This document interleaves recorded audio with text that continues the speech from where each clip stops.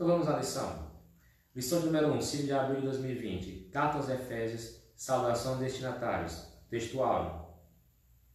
A vós graça e paz da parte de Deus nosso Pai e da do Senhor Jesus Cristo. Efésios 1, verso 2. Verdade prática. A Epístola aos Efésios revela o propósito eterno de Deus para a Igreja de Cristo. Efésios 1 e 2 e Atos 19, 1 a 7, a leitura bíblica em casa, que diz assim: Paulo, apóstolo de Jesus Cristo, pela vontade de Deus, aos santos que estão em Éfeso e fiéis em Cristo Jesus. A vós graça e paz da parte de Deus, nosso Pai, e da do Senhor Jesus Cristo. Leitura bíblica continuando em Atos 19, do 1 ao 7. Sucedeu que enquanto Apolo estava em Corinto,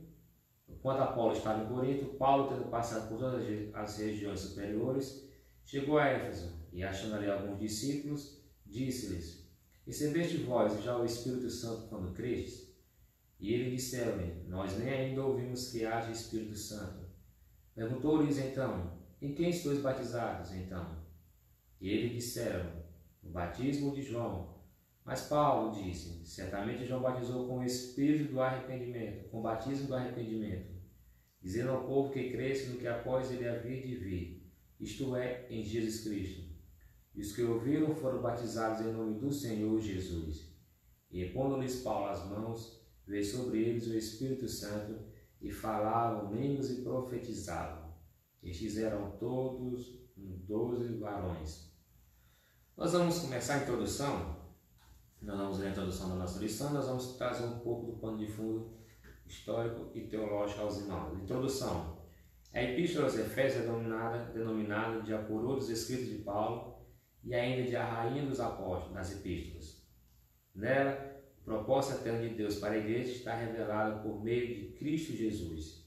Nesta lição estudaremos os aspectos introdutórios e as principais abordagens doutrinárias da epístola. Durante esse estudo, o conteúdo da epístola deve nos levar à adoração a Deus e ao aperfeiçoamento de nossa vida cristã. Essa carta aos Efésios é uma carta bastante interessante e bastante prática. Para alguns teólogos, é uma das mais importantes epístolas de Paulo. E essa epístola de Paulo, que ele escreve aos irmãos que estão em Éfeso, ela é muito prática, ela é uma epístola muito, vamos dizer assim, que se preocupa em trabalhar no Senhor, no que Deus fez e também no que a igreja faz. Ela é uma epístola, John Stott, como aqui o autor vai dizer, John Stott considerava ela a rainha das epístolas. E também considerava ela como a coroa dos escritos de Paulo. E você vai ver que ela é muito prática. Porque Paulo escreveu, nós temos no Novo Testamento, nós temos 27 livros. Desses 27 livros nós podemos dividir em grupos. Os evangelhos, que são os primeiros 4. Nós temos Atos, que é um livro histórico, que Atos ele é a ponte entre os evangelhos e as epístolas. Nós temos 21 epístolas, nós temos 3 epístolas paulinas, nós temos o restante de epístolas gerais, 7 epístolas gerais. E Paulo ele é aquele que escreve a maior parte do Novo Testamento, o apóstolo Paulo. Paulo ele é aquele mesmo Saulo mencionado no livro de Atos. Ele era Saulo, um nome hebraico, a mesma raiz do nome Saul, e Paulo era o seu nome romano. Não quer dizer que quando Paulo se converteu, Deus automaticamente mudou o nome de Saulo para Paulo. A Bíblia não menciona isso. Somente você vai ver lá em Atos que Saulo era chamado de Saulo, depois naturalmente foi chamado de Paulo, porque era o seu nome romano. Ele poderia ter aceitação maior no Império Romano, onde ele poderia chegar para ministrar a palavra do Senhor. Então Paulo, ele é aquele que foi salvo por Cristo no caminho de Damasco.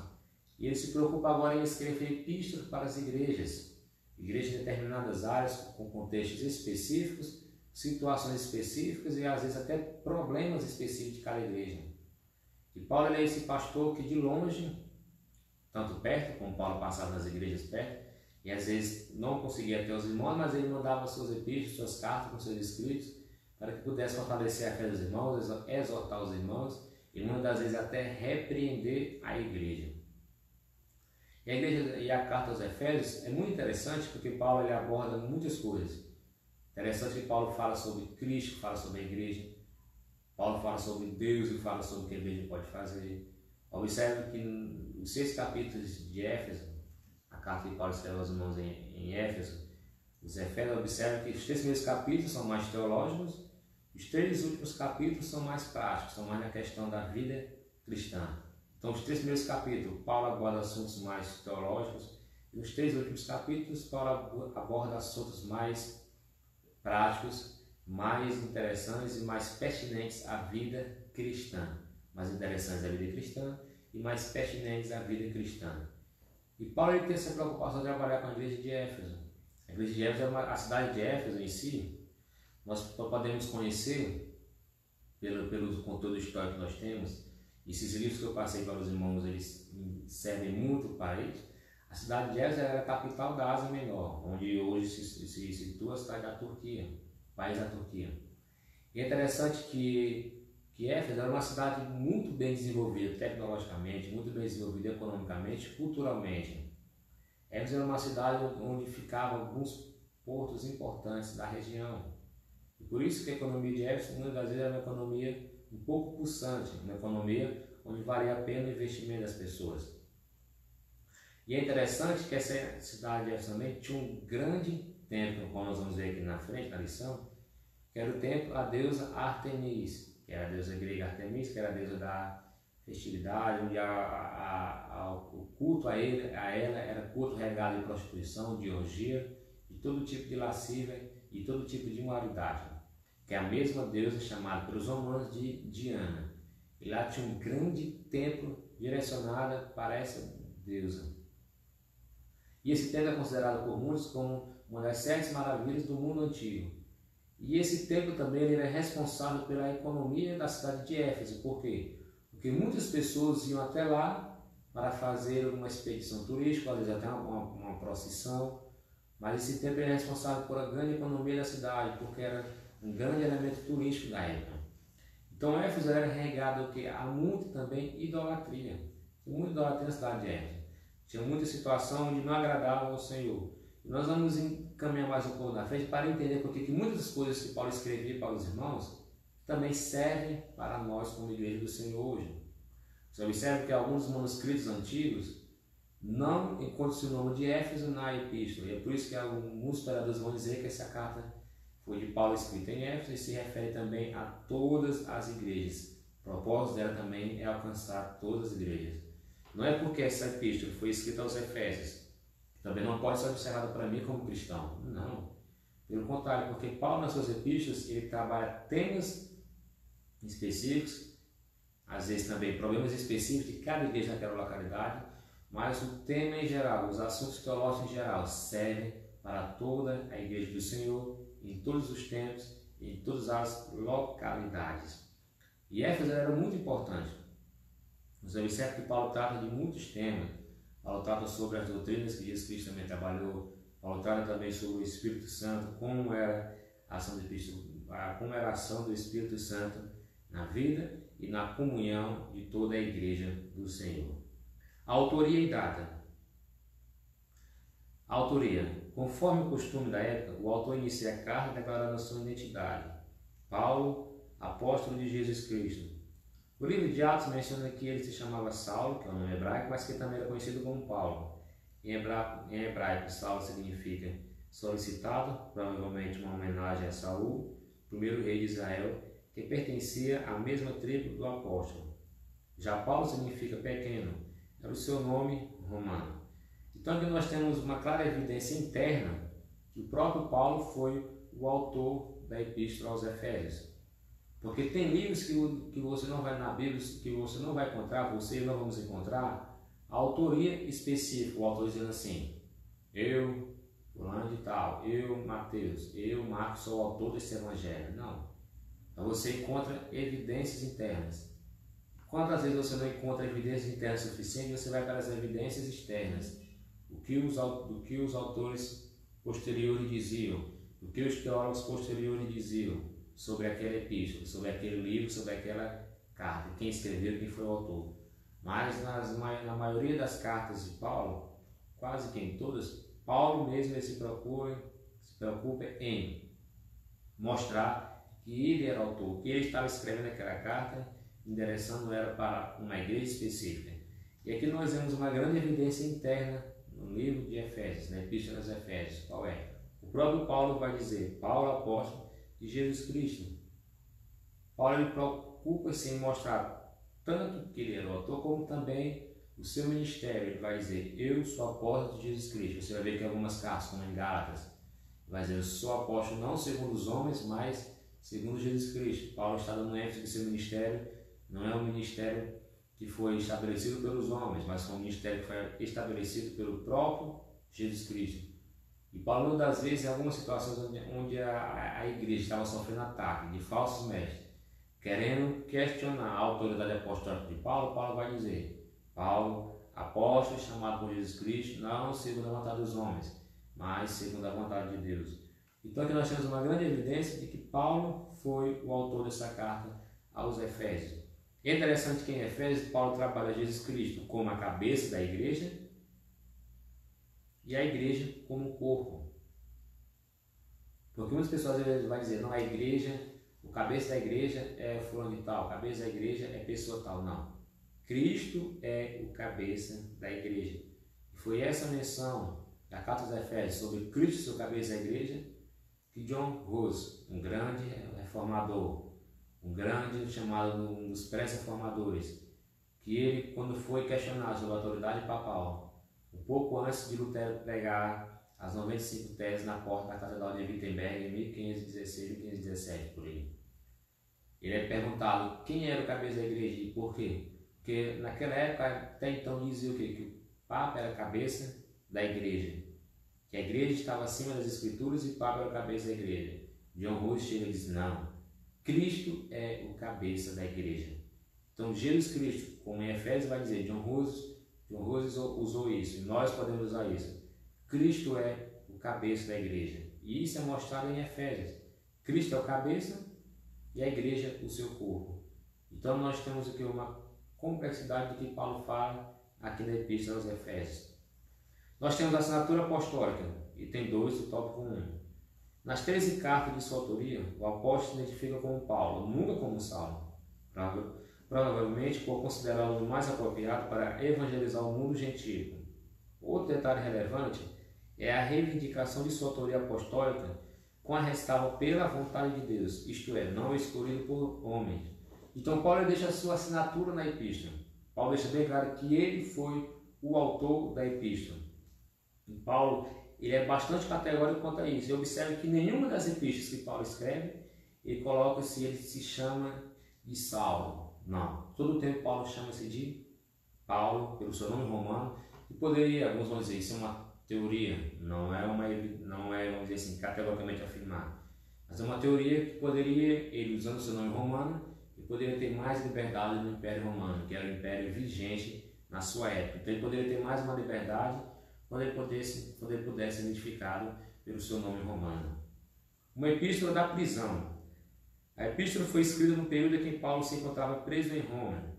Ele se identifica como o prisioneiro de Jesus Cristo, o preso do Senhor e o embaixador em cadeias. E se indica que era uma carta enviada do cárcere. Por essa razão, era entregue o rol das epístolas da prisão, redigidas aos Efésios, aos Filipenses, aos Colossenses e a Filemão. Esta epístola, quando Paulo escreve Paulo estava onde? Na sua primeira prisão em Roma. Paulo foi preso 2 vezes. A primeira prisão em Roma, Paulo tem uma certa liberdade. Paulo pode escrever epístolas, uma delas é Efésios, onde Paulo escreve preso em Roma, porque Paulo está preso, mas mais como se fosse um preso político. Já na segunda prisão, Paulo já é um preso condenado, como você vê lá em 2 Timóteo.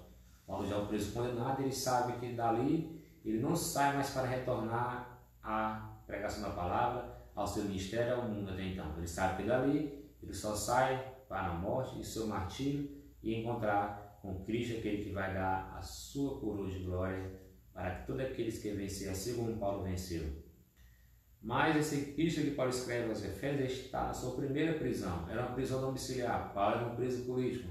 Paulo poderia receber certas visitas.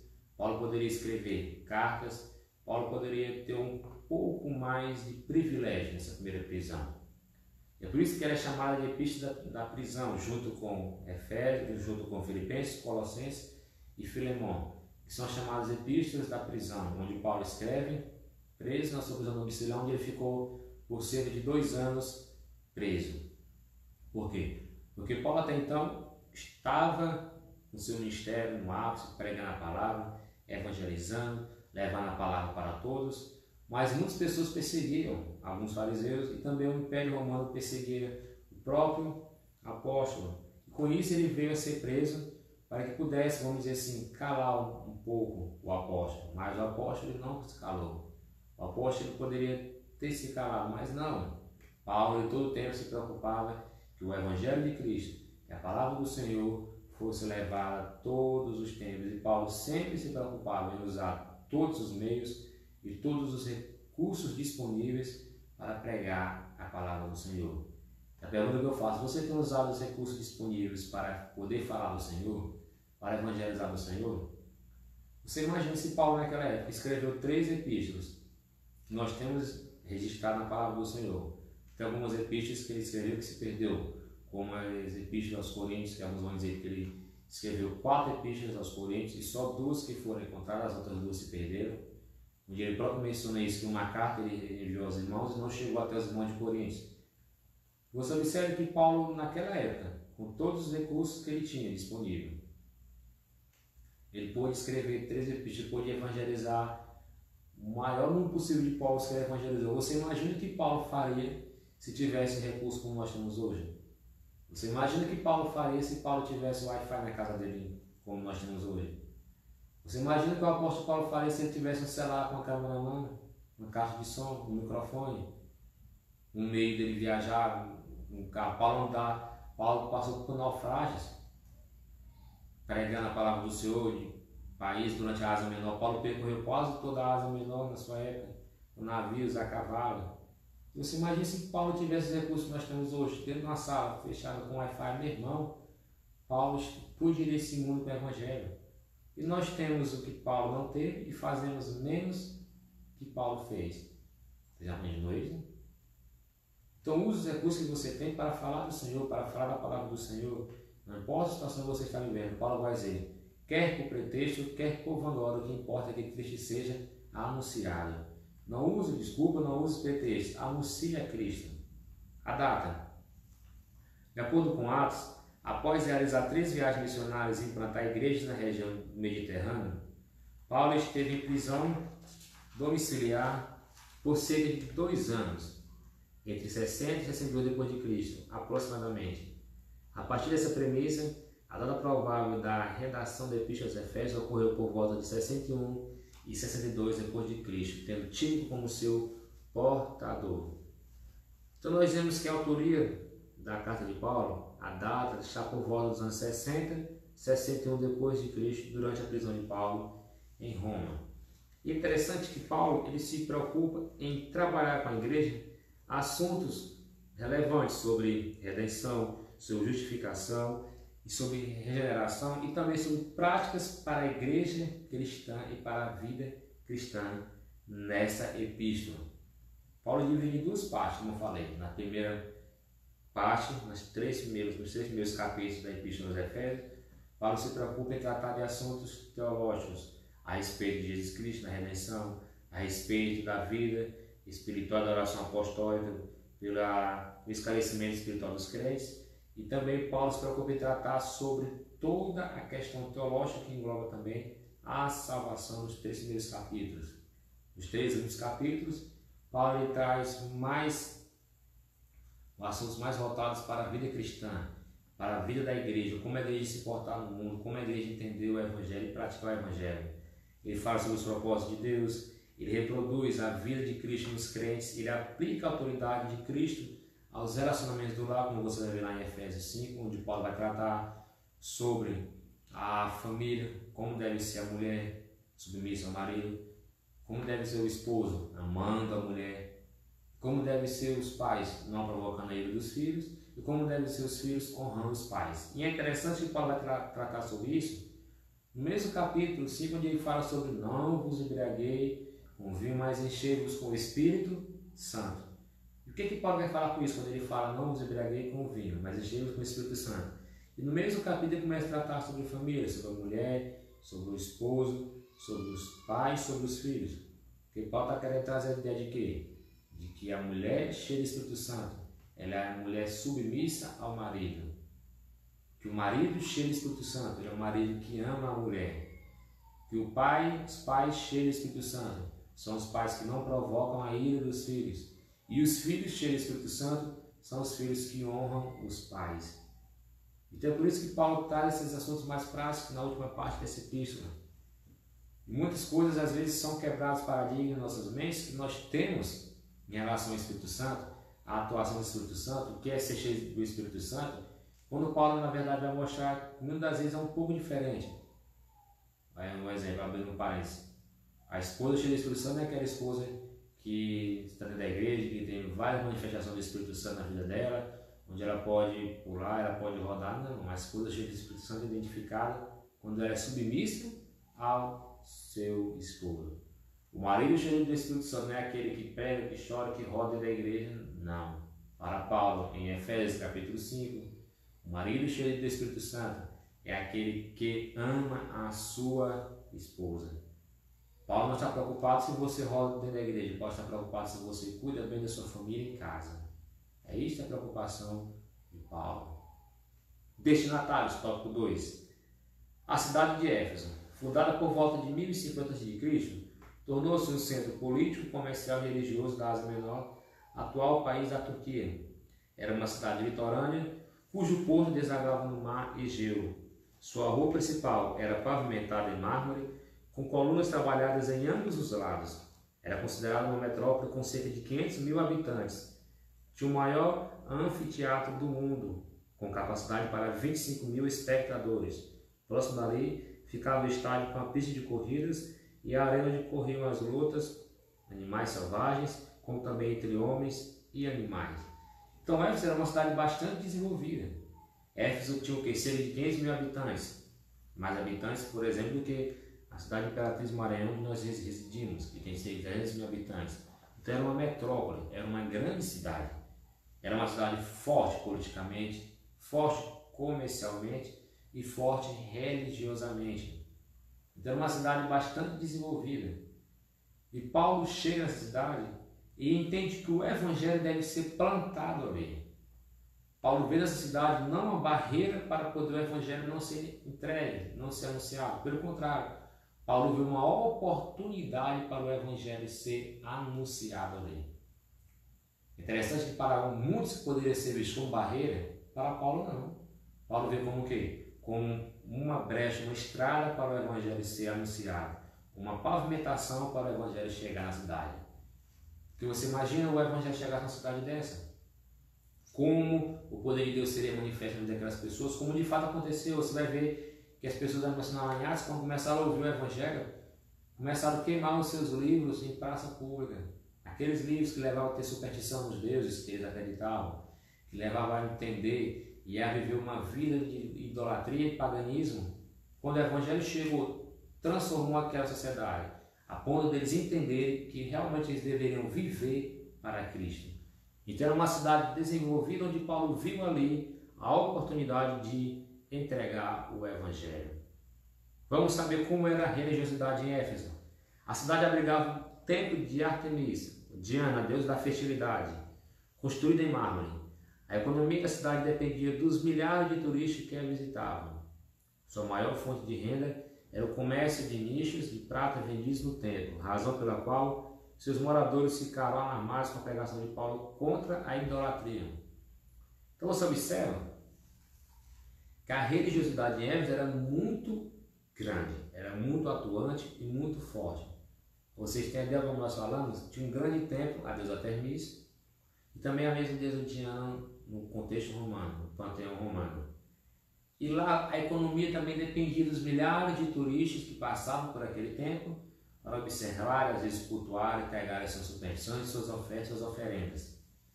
E é interessante que Paulo vê essa grande idolatria na cidade de Éfeso, e Paulo não chega, vamos dizer assim, com uma espécie de arrudeio teológico, uma espécie de arrudeio da palavra do Senhor, não.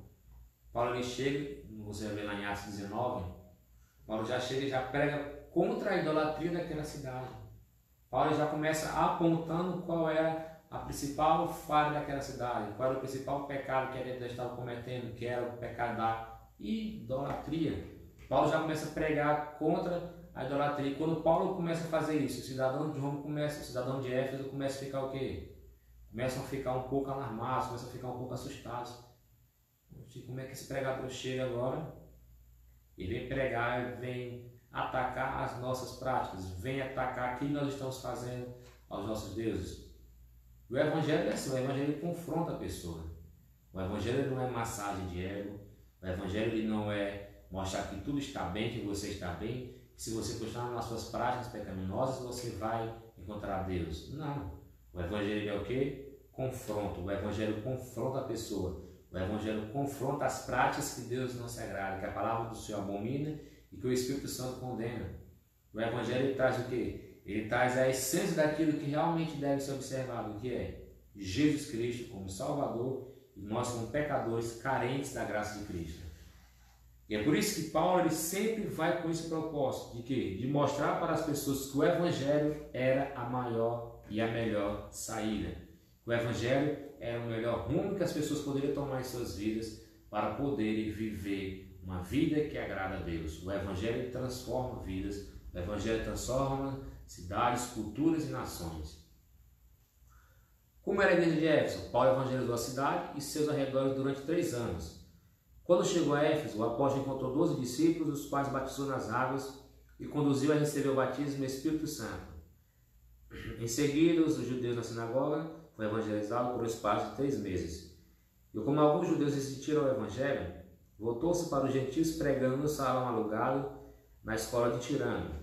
Em Éfeso, Deus usou Paulo poderosamente e a igreja crescia, pois até os lenços e aventais do apóstolo foram usados para curar os enfermos e expulsar demônios.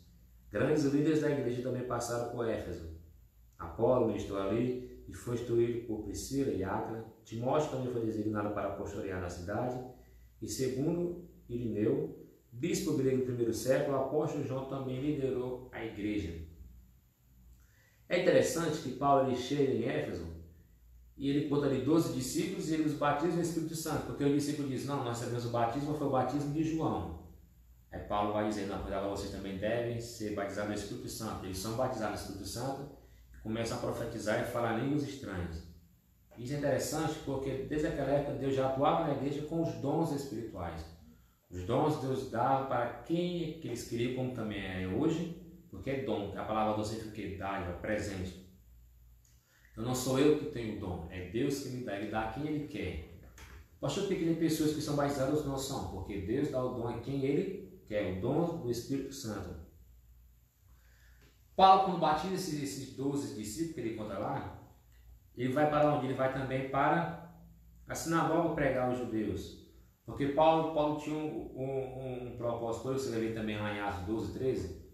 Paulo ele tinha certeza do seu chamado, que ele era chamado apóstolo dos gentios. Então ele veio para pregar o evangelho aos gentios. Mas Paulo, sempre que ele chegava numa cidade, primeiramente ele ia, na maioria das cidades onde ele ia, primeiramente ele ia nas sinagogas. Ele chegava nas sinagogas, pregavam a judeus. E, geralmente os judeus faziam o quê? Rejeitavam o evangelho de Paulo. Porque Paulo pregava quem? Jesus Cristo, e este crucificado e ressuscitado dos mortos. E muitas das vezes nas sinagogas os judeus faziam o quê? Expulsavam Paulo da sinagoga por não aceitar a sua palavra, a sua pregação. Paulo fazia o quê? E agora para os gentios, levar o evangelho aos gentios. É interessante que Paulo foi usado grandemente por Deus na cidade de Éfeso, onde até os lenços e aventais que Paulo usava, as pessoas usavam para curar os enfermos e expulsar os demônios. Agora é interessante você observar isso. Não é porque isso aconteceu com Paulo e vai acontecer em nossos dias hoje, não. Não é porque Paulo foi usado grandemente. Porque você tem que entender qual era o contexto da época e qual o propósito de Deus fazer isso na vida de Paulo. Paulo chega em uma região, uma cidade de Éfeso, uma cidade muito idólatra, uma cidade muito pagã. Então Deus usa o apóstolo tanto com poder da pregação do evangelho, como também com sinais e maravilhas, prodígios para que pudesse ser o quê? Evidenciada a pregação do evangelho e o poder do evangelho fosse manifestado na vida das pessoas. Então Paulo foi usado grandemente com o poder do Espírito Santo, com prodígios e sinais, que até os lenços e aventais que o apóstolo usava foram usados para curar e expulsar demônios. O lenço de Paulo curava, os aventais do apóstolo Paulo expulsavam demônios. Agora, como eu falei, não é porque isso aconteceu com Paulo que vai acontecer nos nossos dias, categoricamente. Tem que acontecer agora. Eu vou pegar o meu lenço, eu vou pegar o meu paletó, vamos dizer assim, que eu vou dizer uma espécie de avental meu, e vou sair curando as pessoas, curando os enfermos. Não. Observe que tem partes na Bíblia que são prescritivas e tem partes na Bíblia que são descritivas.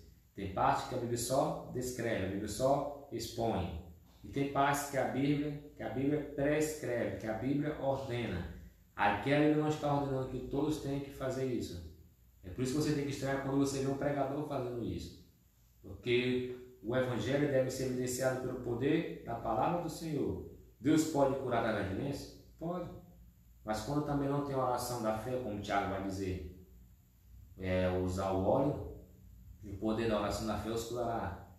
Se você tem um enfermo, se você tem uma pessoa que conhece, deve estar possuído de espíritos maus, demoníacos, você pode fazer para aquela pessoa ser curada e ser liberta daquela opressão? Ore no nome de Jesus, como o próprio Senhor falou. Em meu nome expulsarão demônios. Ore no nome de Jesus.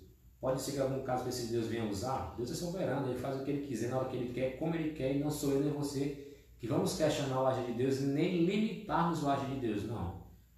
Mas assuntos específicos, como esse de Paulo, foi naquela época, e não quer dizer que agora todo mundo agora vai ter um lenço, um avental, um óleo, qualquer coisa que seja ungida para poder fazer prodígios. E a igreja de Éfeso era uma igreja muito importante. A igreja de Éfeso era uma igreja onde passou pastores importantes. Paulo passou por lá há algum tempo, depois Timóteo também passou por lá, Apolo ficou um tempo lá, Áquila e Priscila instruíram Apolo, também foram por lá ministros do Evangelho do Senhor. E você vê também que João passou por lá, que era uma igreja grande, uma igreja conhecida, uma igreja forte, uma igreja bastante atuante.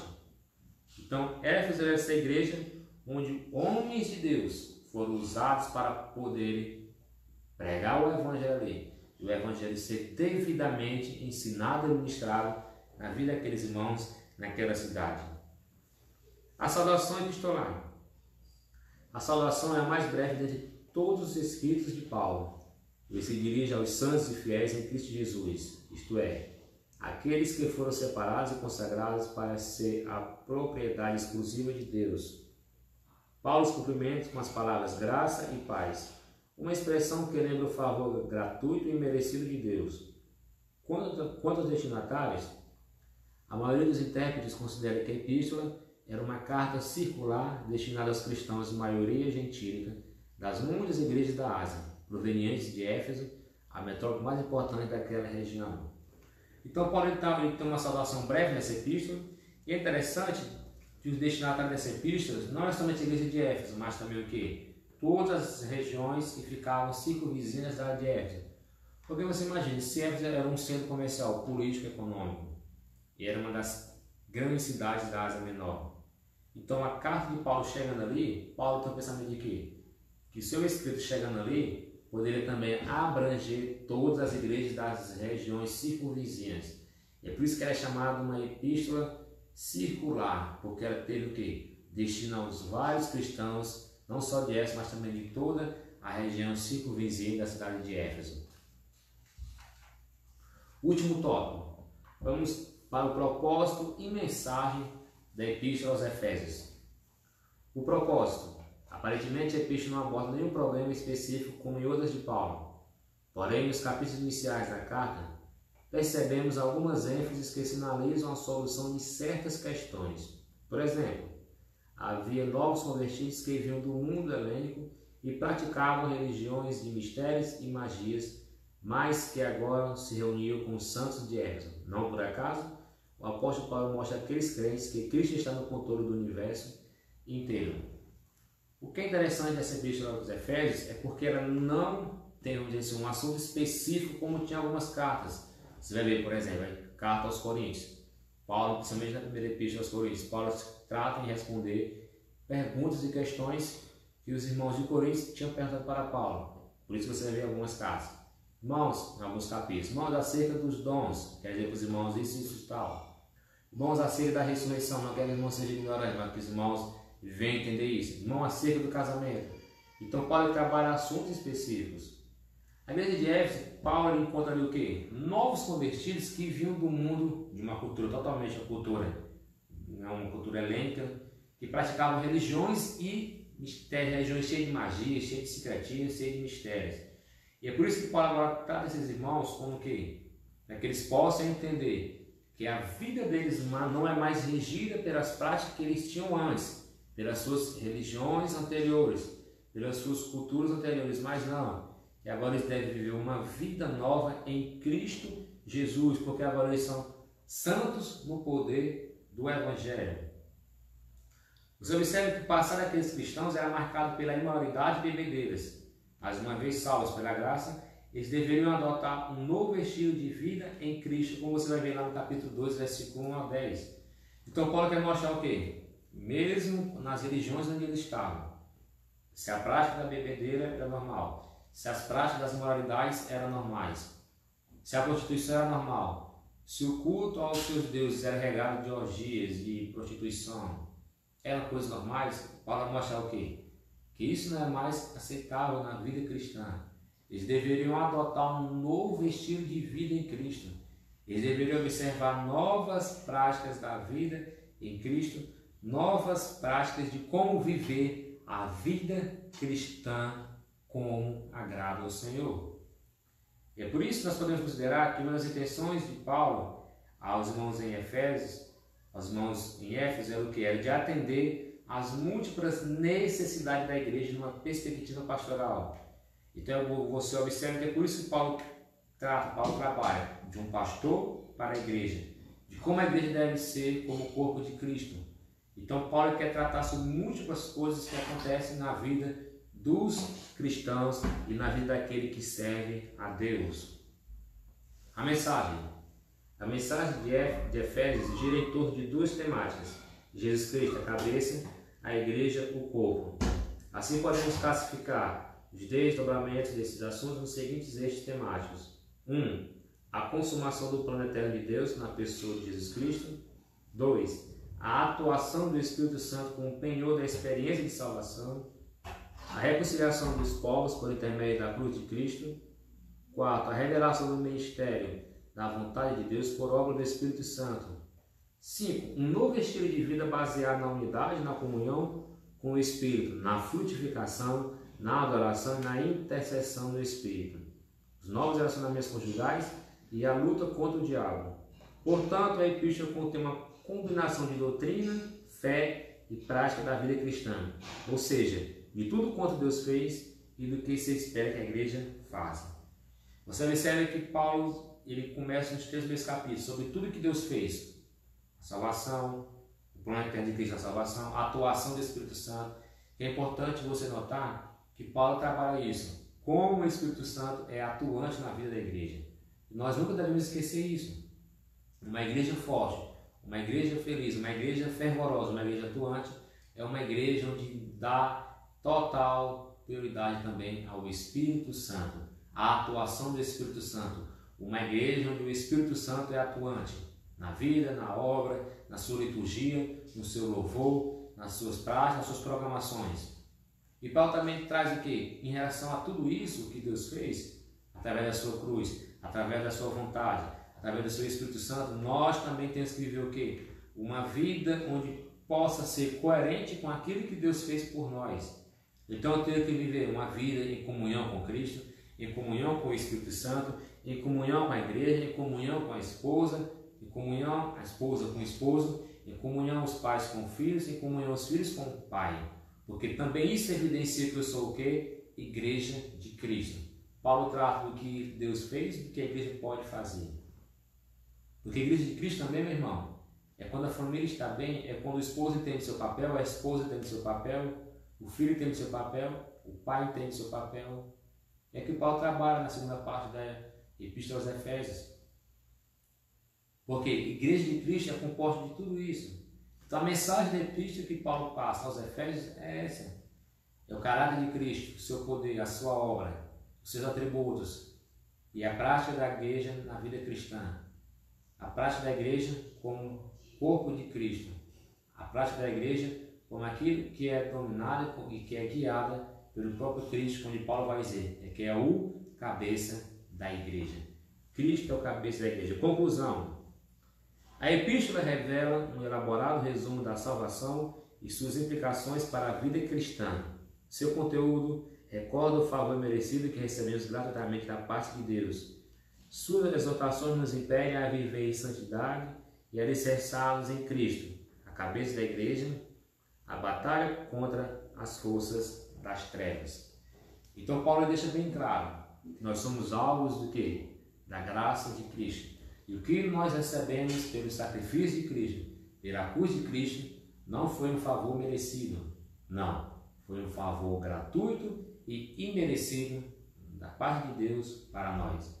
Você e eu não somos merecedores da graça, como Paulo vai dizer. Você e eu não somos merecedores daquilo que Deus fez por nós. Tudo que Ele fez foi com um dom de voluntariedade, amor, e nós devemos ser entendedores de quê? De que a graça do Senhor, o sacrifício do Senhor, foi nas nossas vidas com um propósito imerecido. Nós não merecemos a graça, você não merece a graça, você não merece o que Cristo fez. Mas a partir do momento que eu sou salvo, a partir do momento que você é salvo, que você é alcançado pela graça do Senhor, a partir do momento que nós somos alcançados pelo Senhor, Paulo vai acabar nessa epístola aos Efésios. Nós temos que viver em conformidade com a palavra do Senhor, em conformidade com aquilo que o Senhor fala na sua palavra, em conformidade com aquilo que Cristo quer que nós vivamos, uma vida de santidade e alicerçada em Cristo, que Ele é o cabeça da igreja.